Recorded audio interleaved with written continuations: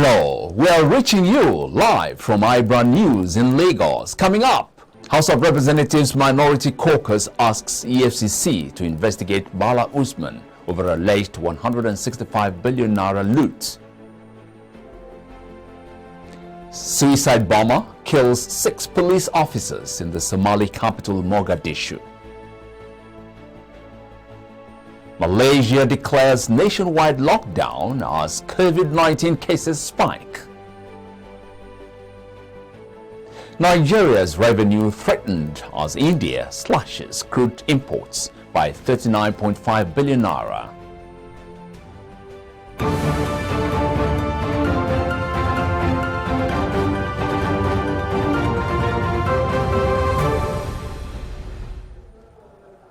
Thanks very much for joining us on News Now. And here are stories making headlines this hour.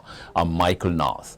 In the spirit of assisting the most vulnerable people as Eid al-Fitr celebration approaches, some associates and supporters of President Muhammadu Buhari under the aegis of Baba for All have donated 7,200 bags of 25 kilograms of rice to Adamawa Muslims. National Chairman of Baba for All, Honorable Aminu Sani Jaji, said the gesture is made exclusively to assist fasting Muslims. Sani urged the stakeholders to ensure equitable distribution of the package for optimal impact and called on the beneficiaries to pray for peace in the country, noting that no meaningful development can be achieved in the absence of peace. What I say to support masses, you know how masses supported President Muhammadu Buhari since 2003 to 2019. So because they believe in him, that is why the friends are like minds, the people that believe in his administration, they decide to form a coalition called Baba for All, so that now we are in Ramadan. So we believe and we know that there is a lot of hardship, you know, in some places, some less privileged people, orphans and others. So this organization or association, they decide to send their palliatives across 36 states in Nigeria. Look at the headline. They say it's for Baba Buhari. They say Baba Buhari for all. Mr. President, that is for the entire nation. And that they are flagging up here in Adamawa. The same can be done in all the other states and the FCT in the federation. Now, this is part of the dividends of democracy that you get when you have, you know, the government that has the common man in his own mind trying to govern. It's not from the president. It's from a group called Baba Buhari for All. And you've witnessed the event. The national chairman of the group, who is in the person of Aminu Sani Jaji, was here with us. So it's this group that was able to come together, put up some tippens here and there, and then come up with this gesture. The Federal Road Safety Corps has commenced massive mobilization of its personnel and operational equipment for the Salah Special Patrol, aimed at ensuring a safer road environment following the declaration of Thursday, May 13, 2021, Eid al-Fitr in Nigeria. Corps Public Education Officer BC Kazim disclosed this, saying no fewer than 35,000 of the FRSC regular special marshals and road safety club members, about 750 patrol vehicles, 120 ambulances, 25 tow trucks, and over 200 bikes will be on the road during the special operation that will commence from 11th to 17th May 2021. Kazim said the Corps is embarking on the special patrol operation to ensure that motorists and other road users have a hitch-free celebration amidst the COVID-19 pandemic and security challenges in the country. According to him, the mission of the special operation is to ensure free flow of traffic, provide prompt rescue services and timely clearance of obstructions on all major roads and critical corridors across the country before, during and after the festive period, as well as minimizing the occurrence of road traffic crashes on the nation's highways through effective patrol operations and sustained public enlightenment campaigns. To ensure the effectiveness of the operations, Kazim revealed that the Corps Marshal, Dr. Boboye Yeyemi, directed commanding officers operating across various formations nationwide to ensure that the 52 corridors are properly manned throughout the period of the operations.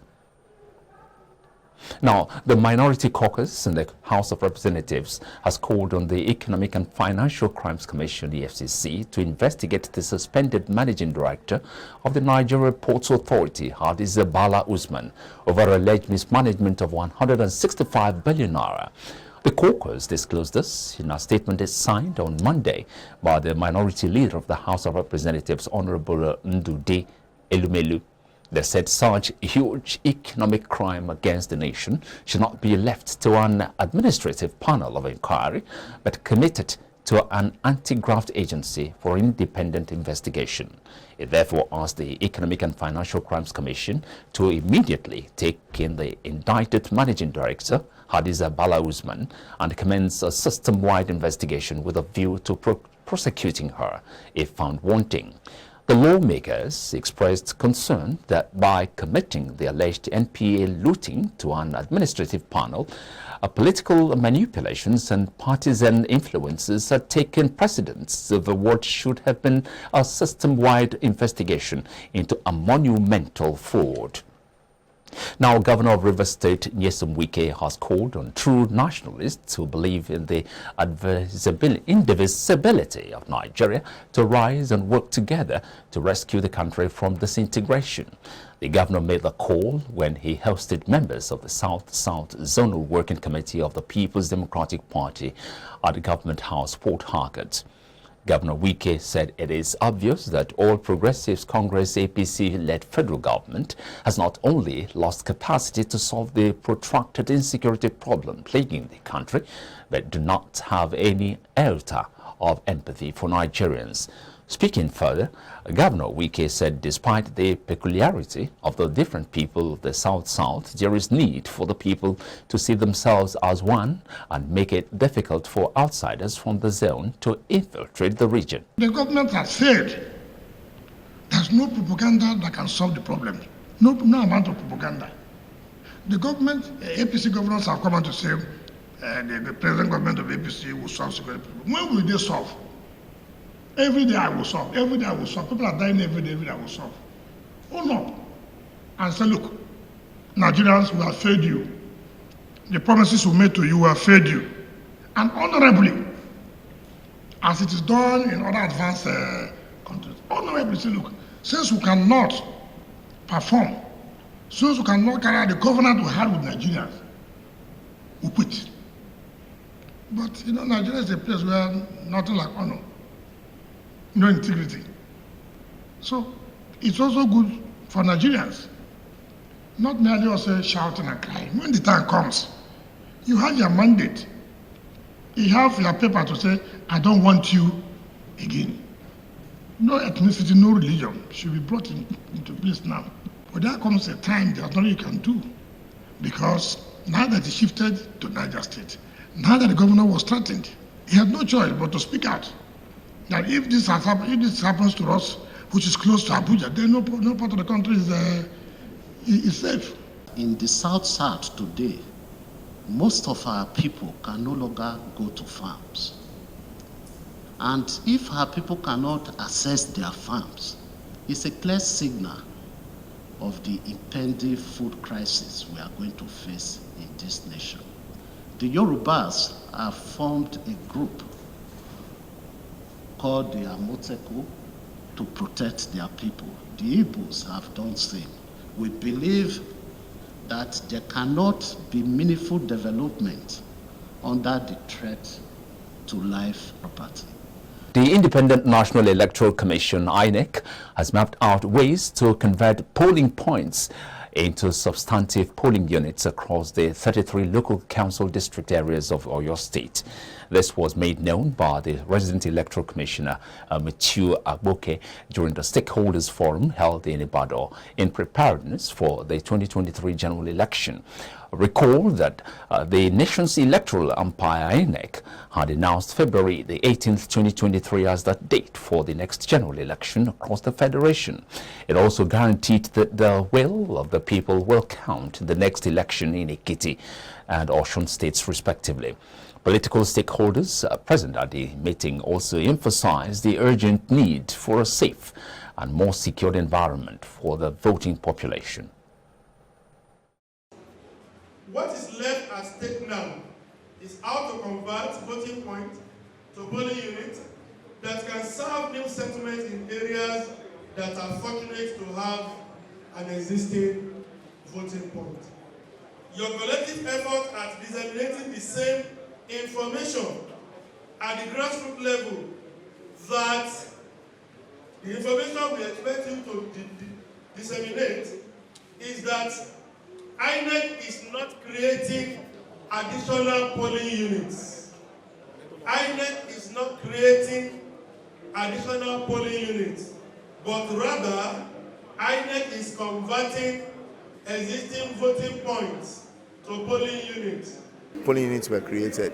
I'm sure that you cannot compare the amount of new settlements that we have today. So for them to understand that we have the new settlements and they have to cater for them, is a good one for INEC. And I'm sure on the side of the National Assembly, we'll be able to support INEC with the right legal framework to make it actually independent. So what they have done in the meantime is to turn polling units into polling booths, to make voting easily accessible to our people. And then with the times of COVID right now, you can't have too many people in the... Now, following the Supreme Court judgment, which had declared the sack of elected local council executives as illegal, the leadership of the All Progressives Congress APC in Oyo State has called for the postponement of the already scheduled local council polls. The chairman of the party, Akin Oke, made the call in Ibadan, where he stated that going ahead with the election was a total breach of the Constitution and a neglect for the will of the masses. Also, Abbas Eleshinoloye, the chairman of the Association Local Council Executives, dedicated their victory to the former governor of Oyo State, Abiola Ajimobi, and maintained that grassroots government and development were integral to the growth of the society. Hence, the party, under his watch, would work assiduously for the interests of the masses. The victory, it is not the money. No, it is not the principle and development of democracy. Yeah. On the issue whether we are going to take further steps, of course, if you watch the way we fought this battle, we fought it with a focus. We fought it strategically. We fought it with common sense. We fought it with academic in-depth. And by the grace of God, we are going to fight it. Leave the election. If it is God's wish, if He says we are going to contest the election, we are going to contest it. The tougher the battle, the sweeter the victory. The lead judge actually mentioned that all money due to the local government officials be paid from May 2019 to March. Ordinarily, it should have been till May 2021. But because of the impunity, I think that was a punitive measure for your state government for executive rascality. In the past, when such judgment is given, they will be told that just go and pay them. So the state governor or the government will now be at liberty of when they want to pay them. They now be at liberty of paying you bit by bit or not even paying you at all till the end of their tenure. But this judgment put a time lag and said they must pay, and the Attorney General must swear on oath.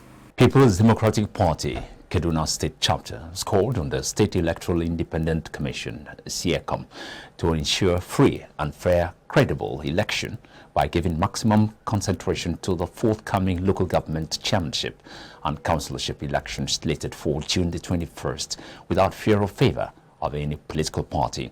Speaking at the State Secretariat in Kaduna, PDP Secretary Honorable Ibrahim Usono says the party have agreed to participate in the forthcoming election following the promise given to them by the Commission to conduct free, fair and credible election across all the 23 local government areas in the state. He said that the Commission should do everything possible within its reach to conduct credible elections without any interference of government or any external forces to dictate to the Commission what to do as their independent body. He called on people in the state to come out en masse to exercise their franchise. We agree to participate in this election because they promise they will conduct free, fair and credible election. And with that promise they made, that is what makes PDP to agree to participate in this election. So without the conduct of free and fair election, we will not even participate. But since they made promise, we are appealing to them to ensure or to make sure that they fulfill this promise. Secondly, I'm appealing to the members of our political party, that is PDP, to make sure they vote the right person, the right candidate that will represent our party in the forthcoming local government election. Because the good candidate, the better candidate we produce, it will determine how successful it will be during this local government election. So I'm sure, even by looking at those that bought the forms, at least when you look at the candidate, I'm sure we have better people to contest in this election. So, but I'm appealing to the members of the party to make it happen, to produce a better candidate who will represent our party during this contest with other political parties. But we as a party, we have no right to disqualify anybody. In a bid to boost the economy in Nigeria by producing quality products that meet national and international standards in the 21st century, 8 indigenous manufacturers in Kaduna have met the set Global International Market Standards Organization of Nigeria presents mandatory conformity assessment program certificate to 8 manufacturers in the Northwest office in Kaduna. Speaking at the presentation of certificates of awards to the manufacturers in the state, the Director General of Standards Organization of Nigeria, Farouk Salim, says the aim is to ensure consumers get value for their money through quality and protection of lives. Farouk warned indigenous companies to desist from producing substandard products while calling on all Nigerians to always patronize local indigenous products to boost the economy and to compete with the global market. Certificate is commendable and you are commended for such quality endeavors, but maintaining it requires continued improvement and hard work. It is also important to note that this certificate is issued to products indicated on compliance with standards. Therefore, in the event of non-compliance, the certificate can be withdrawn. While we congratulate the awardees, we also implore them to subscribe to other certification programs such as QMS and EMS, etc., so as to fit in with the global trend of international trade. You're watching News Now here on iBrandTV. We'll take a break now. When we return, Africa News.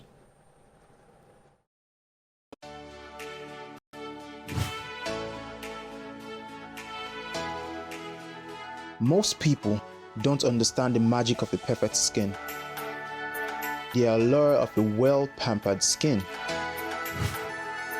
We bounce from skincare products to skincare products, from spa to spa.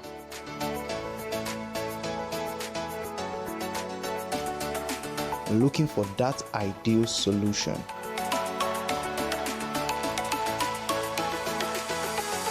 I found the solution.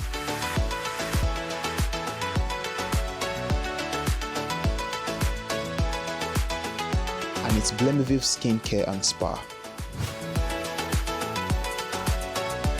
My name is Neil, and I'm proud to be a part of the Blemiville family. Welcome back. Now, a suicide bomber had killed 6 police officers in front of a district police station in the Somali capital Mogadishu late Sunday. Police said in an attack claimed by the Al-Shabaab Islamist group.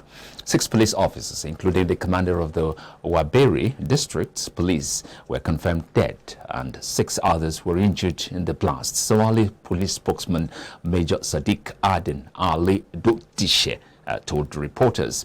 Now, Al-Shabaab claimed responsibility for the assault but said they had killed 5 police personnel.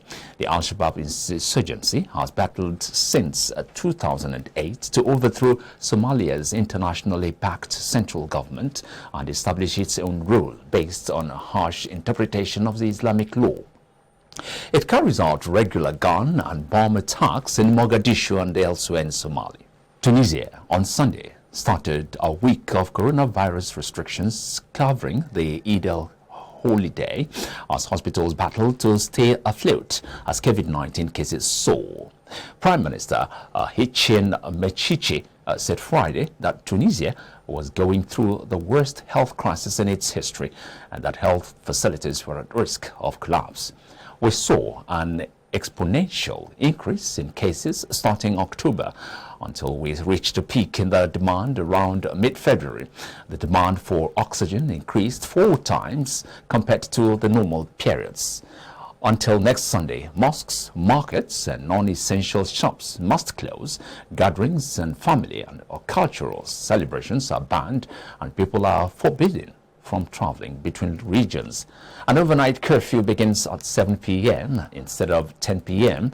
and is in force until 5 a.m. Schools have been closed since mid-April. Tunisia, a country of almost 12 million, has officially recorded more than 319,000 coronavirus cases, 11,350 deaths. Over 500 people are currently in intensive care, a level previously unseen in North African country. Foreign news now. Malaysia's Prime Minister Muhyiddin Yassin on Monday announced another nationwide lockdown as the country grapples with a fresh surge in coronavirus cases that has pushed its total caseload past 440,000. Germany has announced the availability of Johnson & Johnson J&J.N COVID-19 vaccine to all adults. This was disclosed by Health Minister Jens Spahn on Monday, adding that they will be able to receive the shot on the advice of a doctor. Europe's drug regulator backed J&J's vaccine last month after examining cases of rare blood clotting in U.S. adults who received a dose. Germany's move to offer the J&J single-dose vaccine widely follows the lifting of restrictions last week on AstraZeneca vaccine. The AstraZeneca shot had been earmarked for people aged over 60 following similar reports of very rare but sometimes fatal clotting events in younger people, with women disproportionately affected. Now, the decisions reflect Germany's progress in vaccinating its seniors, as Spahn said, adding he expected everyone aged 60 and above who wanted to be vaccinated to be offered a shot by late May or early June. With millions of J&J doses due to arrive later in the second quarter of this year, it made sense to make the shot more widely available, is added. Spahn forecast that 10 million doses of the J&J shot were expected to arrive in Germany by the end of the second quarter. Up next is Sport with Jidechi.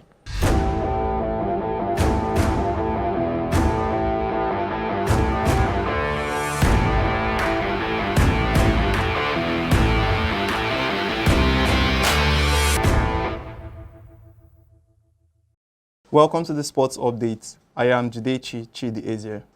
UEFA officials will hold key talks with the UK government on Monday about moving the Champions League final to Wembley in the hope of agreeing the switch within the next 24 hours.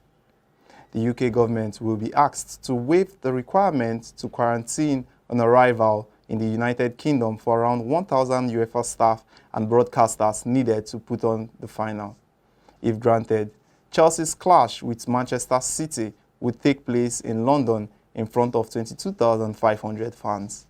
Any switch to Wembley would have a quick knock-on effect for the future Champions League final hosts, while it is expected that St. Petersburg will remain in place for next year, with Istanbul taking the match in 2023.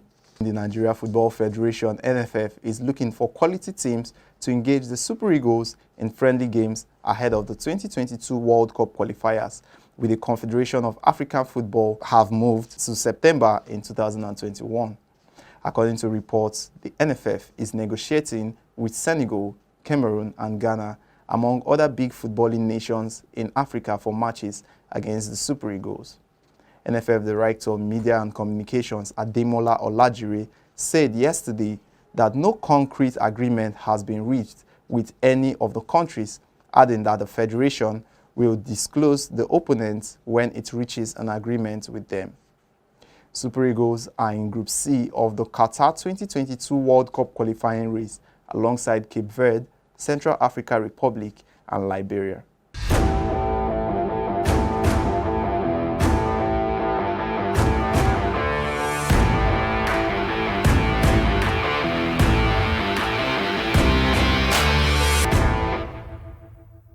Thank you so much, Judechi. Now, back to the rest of the news with business now. Paxful, a cryptocurrency trading platform, says it expects 23% more crypto traders from Nigeria on its platform than what it recorded in 2020. Last month, the company described Nigeria as its biggest market, with a volume worth $1.5 billion, with over 1.5 million users. The chief executive officer of Paxful, Ray Yusuf, had said, "We are on track for an over 20% increase in volume this year. We are seeing growth in all our markets, and especially among groups or in countries where there is a real need for cryptocurrencies." Nigerians traded $566 million worth of Bitcoin between 2015 and 2020, making the country the second largest peer-to-peer Bitcoin market after the United States, according to news.bitcoin.com. A crypto trader, Victor Okoli, told our correspondent that the industry had been growing stronger and gaining more attention from Nigerians.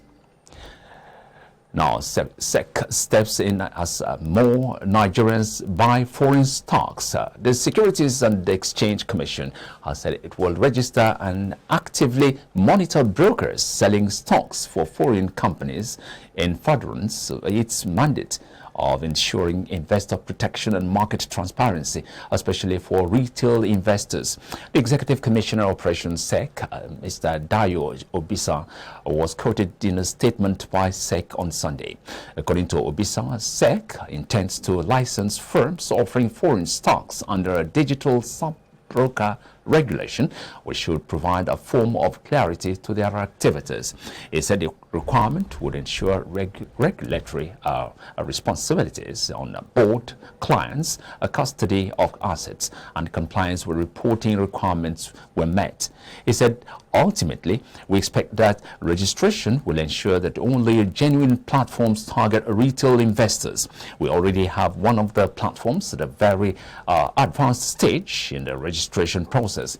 The SEC has rules on foreign investments and cross-border transactions with specified requirements for foreign investors seeking to invest in Nigeria, as well as issuers of securities. Broadly speaking, all capital market instruments are registrable: equities, bonds, units of investment funds, derivatives, etc. Now, according to Obisan, the Nigerian market has been open to the listing of securities by foreign users, and there are no restrictions in that regard. Now, imports are 339. Nigeria's revenue earning capacity has come under threat following the reduction of importation of crude oil by India. India, Nigeria's largest crude oil importer, reduced crude oil imports by $39.5 billion in April compared to the same time the previous year. Data from India's Petroleum Planning and Analysis Cell showed. According to the Indian High Commission in Nigeria, India's crude oil imports from Nigeria in 2020 amounted to $10.03 billion. This represented 17% of Nigeria's total crude exports for the year, according to the Nigerian National Petroleum Corporation. As Nigeria's largest importer of crude oil, lockdowns in India's major cities from COVID-19 surge in April had rippled effects in Nigeria's oil sales. India had been buying the not too light and not too heavy Nigerian crudes that suited its refiners.